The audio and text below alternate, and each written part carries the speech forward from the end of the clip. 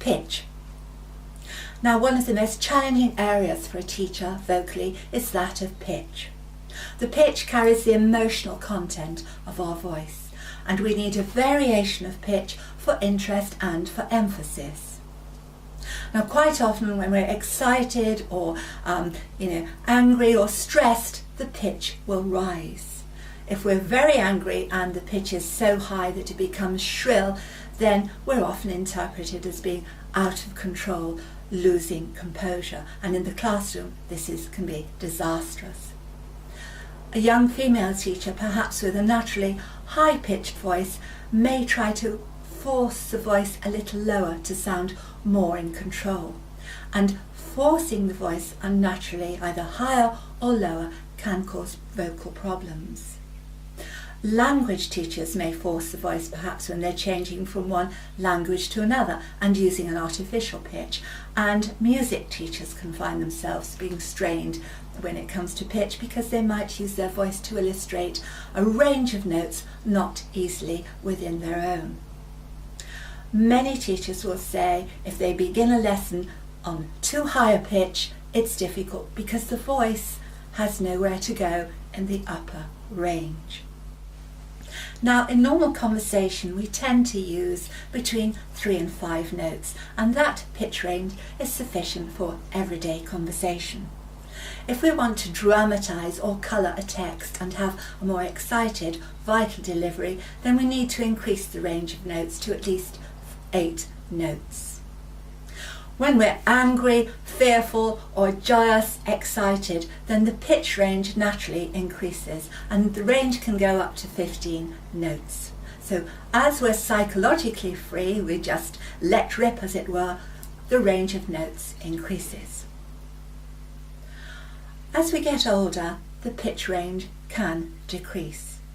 And when we're tired, when we're depressed, the range of notes is restricted and the voice tends to be flat, not vital, not interesting in a pitch range. Now, it's very important for the teacher to find his or her optimum pitch, a note on which the voice would rest comfortably. And from this comfortable position, the voice should be able to rise and fall easily with no harm, no risk of injury or forced energy, forced pitch. The teacher also needs to know how to start the voice continually on middle pitch comfortably. So from that position, the voice can fall if necessary or rise higher and lower according to what the message is. So we're going to look at some pitch exercises now, and I'm going to help you to increase your natural pitch range, and a few exercises on perhaps when we use high pitch, when we use middle pitch and low pitch, so that you'll feel more comfortable with your own natural pitch range. We use middle pitch for all beginnings, meetings, announcements and so on. Always start on middle pitch and then your voice can go naturally up and lower. If we start higher, it can only come down. So remember, when we're talking on middle pitch, the voice naturally will move upwards or downwards within that range. And at the end of the sentence, it naturally comes down again, ready for the beginning of the next sentence.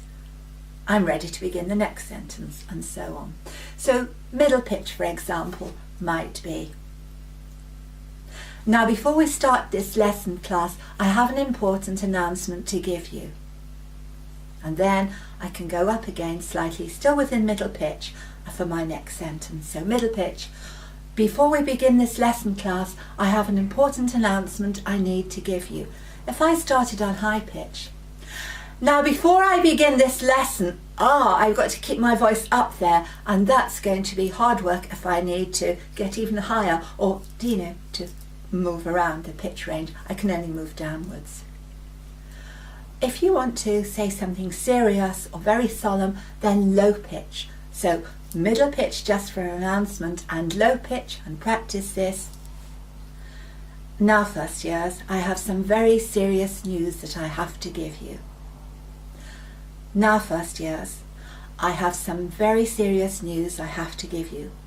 I'd like you all to listen carefully. and my voice is low, but it's not strained, and I could keep it on this pitch for quite a while, but of course I can go slightly higher to begin a new sentence, and of course higher.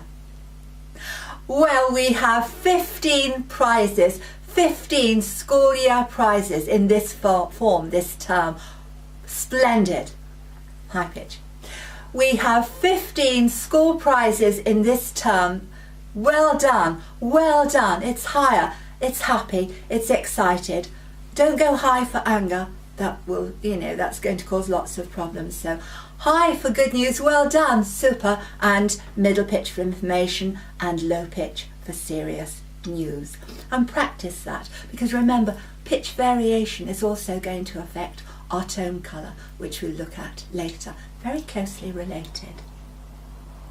Now, an exercise to actually extend the upper pitch range is the meow. Again, just in the warm-up, don't worry about how you may sound or how you may look. Just enjoy the exercise. Now, this exercise begins in the nose with the nasal consonants. The lips open to allow the sound out, and it travels through the mouth from the soft palate out across the mouth and ends in the chest, finishes in the chest.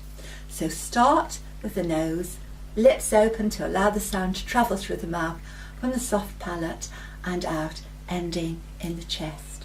Now listen to the pitch of my voice now before I do the exercise, and then listen to it afterwards. Meow.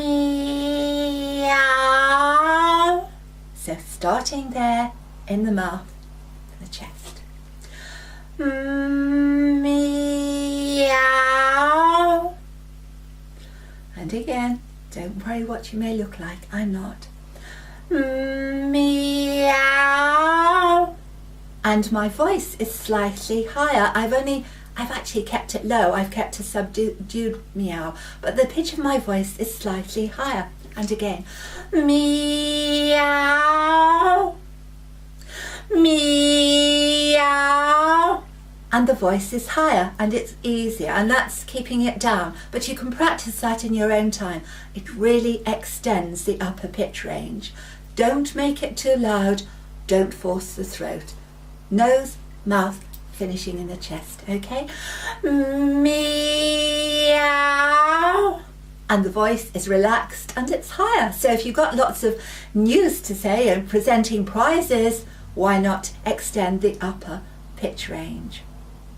Now, other exercises that you can do at home, perhaps count to 20. Use the upper pitch range for odd numbers and the lower pitch range for even numbers, and have a mirror in front of you and actually keep the head straight. Don't, move the head up and down. So odd numbers upper range and lower numbers bottom range without, moving the head up and down. And another exercise, just find a text, favourite poem, or even a shopping list, and ham it up as a Victorian melodramatic actor would do, like a melodrama, exaggerated vowels and consonants and gestures and so on. Read it in a very hammy fashion and then naturally, and you'll feel that the vowels, consonants and your pitch range has more life to it. The voice is freed and the pitch range is varied. So practice extending your pitch.